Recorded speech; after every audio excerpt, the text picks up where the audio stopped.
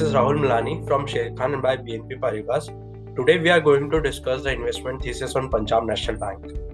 We apart in the PSU bank space, apart from top PSU banks like SBI and POB, we are positive also on Punjab National Bank, as bank is likely to deliver strong earnings growth driven by healthy operating profit growth and normalization of credit costs.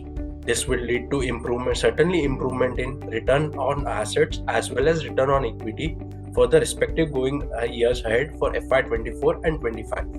The key catalysts for the improvement in the return ratios are as follows. First of all, normalization of credit cost. If we look at the normalization of credit costs, recoveries of the banks has started to outpace the slippages. Apart from that, lower fresh slippages formation would also help to normalize the credit cost. If we look at the overall SMA2 book, it will stand at 0.3% of the loan, and in that corporate category stands at around 0.1% of the loans. So there is a minimal stress here, so which will lead to lower fresh slippages formation. Apart from that, improvement in corporate credit cycle, along with the fact that the trailing loan growth in the corporate segment has been muted in the past few years, which should lead to moderate further NPL formations. Apart from that, if we look at the total impaired loans, the coverage of the bank stands at around 52%. This is expected to improve further going ahead in H2 of FY23. So provisions are largely related to the back book, which remains as net NPLs, which stands around 3.8%, and restructured book at around 1.8%. Thus, we believe that the market may look through one-time book value adjustments, which stands at around 41 rupees per share. We believe that there is a limited downside risk to the current market price.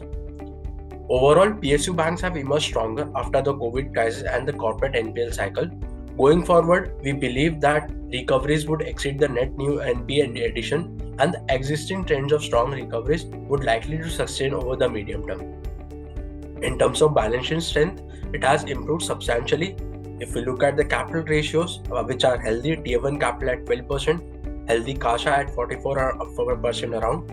If we look at the liquidity coverage ratio, which stands around 160%, highest among the PSU banks, system loan growth is around 16 to 17%, while the bank is eyeing a credit growth of around 12 to 13%. We believe there is an upside risk in the loan growth.